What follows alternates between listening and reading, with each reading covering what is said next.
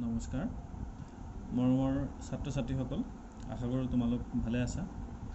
মই নিত্য আচাৰ্য তোমালোক সকলোলৈকে মৰম আৰু শুভকামনা জনালোঁ আমি ইয়াৰ আগৰটো ক্লাছত ত্ৰিকোণমিতিৰ যিখন চাৰ্ট আছিলে 15 অনুপাতৰ যি চাৰ্ট আছিলে সেই সম্পূৰ্ণ চাৰ্টখন তোমালোকক দিছিলোঁ আৰু মই আশা ৰাখিছোঁ সেইখিনি তোমালোকে মনত ৰাখিছা আজি নেক্সট 8.2 চেপ্টাৰ প্ৰথম 1 দুটামান প্ৰব্লেম সলভ কৰিবলৈ ওলাইছোঁ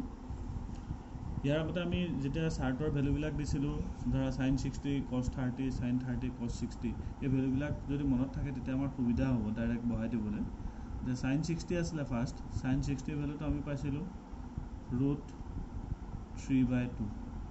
√3/2 sin 60 জায়গা sin 60 ভ্যালুটো পাতি দিলোঁ cos 30 ভ্যালুটো আছিলে √3/2 প্লাস sin 30 ভ্যালু পাতা half into cos 60 value half value কেটা প্রথম পাতি দিব লাগিব আমি সাইনৰ জায়গাত সাইনৰ value cos value sin value cos value পাতি এতিয়া ইয়াত √3/2 into √3/2 দুইটা পূৰণ হৈ আছে পূৰণ হৈ থাকিলে তলত কি পূৰণ হৈ আছে 2 into 2 2 into 2 equal 4 √3 দুটা পূৰণ হলে কি হয় 3 হয় এনেকৈ √3 into √3 মানে √3 স্কয়াৰ স্কয়াৰ ৰুটডাল কাটা যায় থাকি যাব কিমান 3 plus 1/2 into 1/2 1 into কৰিলে 1 হ'ব 2 into কৰিলে 4 হ'ব লখাগু লোৱা 4 4 কিমান আহিব 4 আহিলে 4 এ 4 ক ডিভাইড কৰা এবাৰ পালা 1 এ 3 into কৰিলে 3 গুণ 3 4 এ 4 ক এবাৰ গুণ 1 গুণ 1 3 plus 1 4/4 4 এ 4 ক ডিভাইড কৰিলে কিমান পাব 1 গতিকে ফাৰ্স্ট আনসাৰটো আমি কিমান পালো 1 একদম সিম্পল খালি আমি ভ্যালু কেটা শুদ্ধ মতে বহালে আৰু ক্যালকুলেশনটো কৰিব পাৰিলে আনসাৰটো ওলাব নেক্সট 2 নম্বৰটো চোৱা নেক্সট 2 নম্বৰটো চোৱা 2 tan square 45 degree plus cos square 30 degree minus sin square 60 আছে ভ্যালুখিনি ঠিকমতে পাতি যোৱা 2 tan square 45 tan 45 মানে 1 আছিল 1 ক স্কয়াৰ কৰিলে কি হ'ব 1 এ হ'ব cos square 30 ডিগ্ৰী cos 30 ভ্যালুটো আছিল কিমান √3/2 স্কয়াৰ আছে কেনে ওপৰত কি লিখিবা স্কয়াৰ sin square 60 ডিগ্ৰী sin 60 ভ্যালু আছিল √3/2 ওপৰত স্কয়াৰ আছে কেনে স্কয়াৰ লিখি দিম এটা কথা তোমালোকক পাজল লাগিব পাৰে এই যে স্কয়াৰটো আছে cos square 30 ডিগ্ৰী দিয়া আছে এটো মানে কি cos 30 ডিগ্ৰী হোল স্কয়াৰ গম পাইছানে সদায় স্কয়াৰ টাৰ্মটো এই অনুপাত বিলাকতে থাকে এংগলটোলে স্কয়াৰ টাৰ্মটো উঠি না যায় সদায় স্কয়াৰ টাৰ্মটো আহিব এই ৰেশিও কেটা So cos 30 degree whole square মানে cos square 30 degree cos 30 degree square নহয় cos square 30 degree হয় গতিকে ইয়াতে cos 30 ভ্যালুটো যদি তোমালোকে পাতি দিয়া √3/2 whole square একেটাই মই ইয়াত ভাঙি দেখাইছো ইয়াৰ ডাইৰেক্ট পাতিছো ঠিক তেনেকৈ sin square 60 মানে sin 60 degree whole square 60 degree ভ্যালুটো √3/2 ওপৰত স্কয়াৰ আছে কাৰণে স্কয়াৰ এটা চোৱা √3/2 whole square মিলি আছে এটা প্লাসত এটা মাইনাসত কাটি দিব পাৰা ইকুয়াল কিমান থাকিলে 2 গুণ 2 next 3 to sawa cos 45 degree divided by sec 30 plus cosec 30 degree cos 45 degree cos 45 value to asile 1/√2 value to bahai diyo sec 30 asile cos 30 asile √3/2 eto asile cos 30 value to gotike sec 30 to kar ulta asile cos or ulta equal kiman hobo 2/√3 2/√3 cosec 30 value to কিমান আছিল 2 যেহেতু sin 30 half আছিল ওতে sin 30 opposite আছিল cosec উল্টাই দিলে half তো উল্টালে কি হ'ব 2 হ'ব ওপৰত 1/√2 থাকিলে তলত লখাগু লোৱা 2 তলত 1 এটা আছে 1 আৰু √3 লখাগু আহিব √3 ডিভাইড কৰিলে 1 পালা থাকিলে কিমান 2 প্লাস √3 2 কিন্তু কৰিলে 2√3 ওপৰত থাকিলে 1/√2 হৰণৰ জায়গাত কি লিখিবা পূৰণ ৰাখিটো উল্টা হৈ গুছি যাব √3 ওপৰলে যাব তলত কি থাকিলে 2 প্লাস 2√3 ওপৰত √3 লগত 1 ইনটু কৰিলা পাবা কিমান √3 √2 লগত 2 প্লাস 2√3 দুইটা পূৰণ হৈ আছে √2 লগত 2 পূৰণ কৰিলে কি পাবা 2√2 প্লাস √2 √3 √6 লগত কি আছে 2 মানে কি formula √a into √b root a into root b equal root a b root থকাকেইটা অকলে পূৰণ হয় আৰু ৰুট নথকা ৰাশিবিলাক অকলে পূৰণ হয় ৰুটটোৰ লগত 2 পূৰণ কৰোঁতে 2 ৰুট 2 হৈছে ৰুট 2 ৰুট 3 পূৰণ কৰিলে ৰুট 6 লগত থাকিলে 2 ইয়াৰ পাছতে চাবা এতিয়া 2 ৰুট 2 প্লাছ 2 ৰুট 6 তলৰ হৰটো আছে 2 ৰুট 2 প্লাছ 2 ৰুট 6 আমি আগতে হৰ পৰিমেয় কৰা শিকিছিলোঁ এতিয়া ইয়াতো সেই হৰ পৰিমেয় কৰাৰ নিয়মটো খটুৱাব লাগিব হৰ পৰিমেয় কৰিবলৈ হ'লে হৰটোৰ সংযুগ্ম ৰাশিটোৱে ওপৰে তলে পূৰণ কৰি দিব লাগিব ইয়াত 2 ৰুট 2 প্লাছ 2 ৰুট 6 আছে তাৰ সংযুগ্মটো হ'ল 2 ৰুট 2 মাইনাছ 2 ৰুট 6 ওপৰে তলে পূৰণ কৰি দিম 2 ৰুট 2 মাইনাছ 2 ৰুট 6 তলত কি সূত্ৰ পৰিলে a plus b a minus b a plus b whole into a minus b equal a square minus b square ইয়াত a মানে কিমান 2 ৰুট 2 আৰু b মানে 2 ৰুট 6 a স্কোৱাৰ বুলি ক'লে কি লিখিবা 2 root 2 whole square minus b square বুলি ক'লে 2 ৰুট 6 হোল স্কোৱাৰ ৰুট 3 ইহঁত দুইটাকে পূৰণ হৈ আছে root 3 whole into 2 root 2 minus 2 root 6 মানে ৰুট 3 ইয়াকো পূৰণ কৰিব লাগিব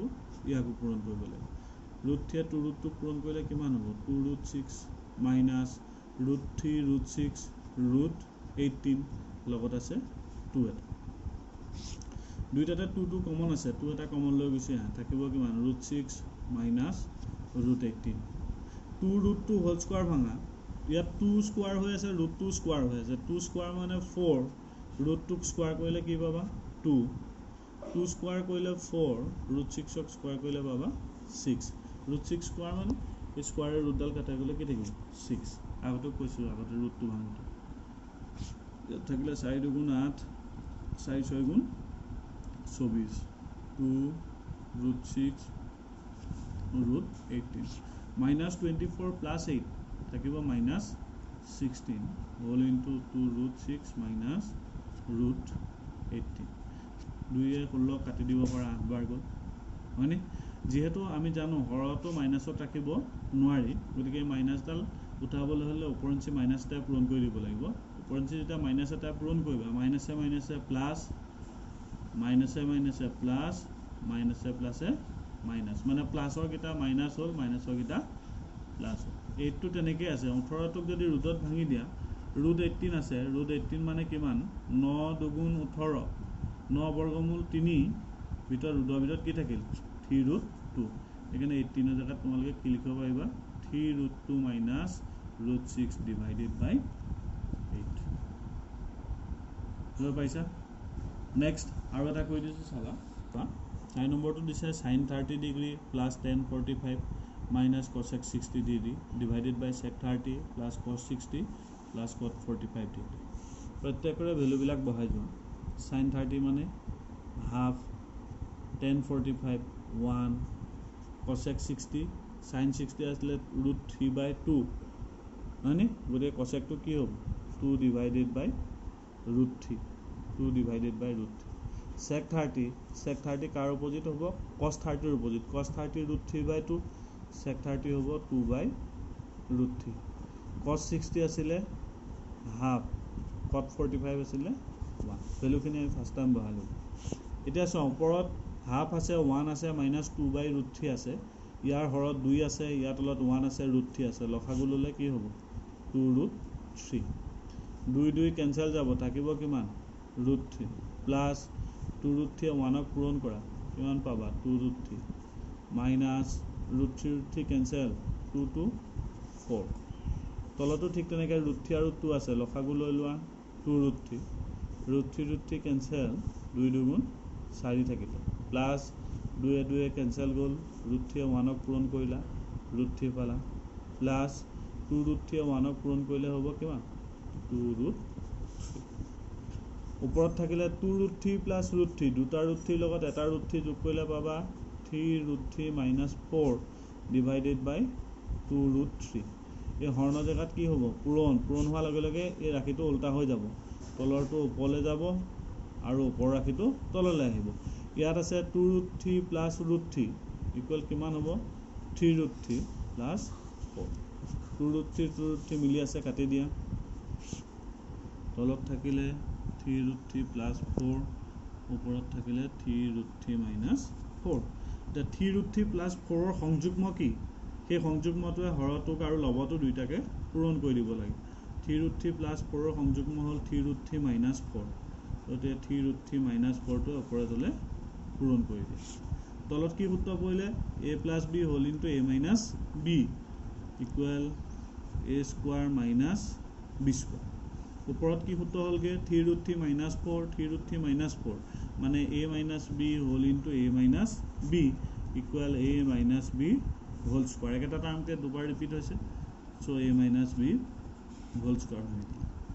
ইয়াক ভাঙি দিয়া 3 ৰুট 3 হোল স্কোৱাৰ ভাঙিলে 3 স্কোৱাৰ কৰিলা 9 পালা ৰুট 3 স্কোৱাৰ কৰিলা 3 মাইনাছ 4 স্কোৱাৰ কৰিলা 16 a minus b whole square সূত্ৰ পৰিলে ওপৰটো ইয়াক ভাঙি দিয়া a square minus twice a b plus b square ঠিক আছে তলত 9 into 3 27 minus 16 3 root 3 whole square ভাঙিলে কিমান হ'ব 3 স্কোৱাৰ কৰিলে 9 ৰুট 3 স্কোৱাৰ কৰিলে 3 মাইনাছ 2 3 4 ইনটু হৈ আছে 2 3 গুণ 6 6 4 গুণ 24 ৰুট 3 প্লাছ 4 4 গুণ 16 27 পৰা 16 বিয়োগ কৰিলে পাবা 11 9 3 গুণ 27 27 যোগ 16 16টোৱে 27টোৱে যোগ কৰিলে পাবা কিমান 43 আৰু থাকিলে 24 ৰুট 3 গতিকে আনচাৰটো আমি কিমান পালোগে 43 মাইনাছ 24 ৰুট 3 ডিভাইডেড বাই 11 এনেকুৱা আৰু যিকেইটা আছে তোমালোকে কৰিবা কৰি মোক দেখুৱাবা তেতিয়া মই গম পাম হৈছেনে নাই আৰু তাৰপিছতে ইয়াৰ পিছৰখিনি পুনৰ আৰম্ভ কৰিম হ'ব ধন্যবাদ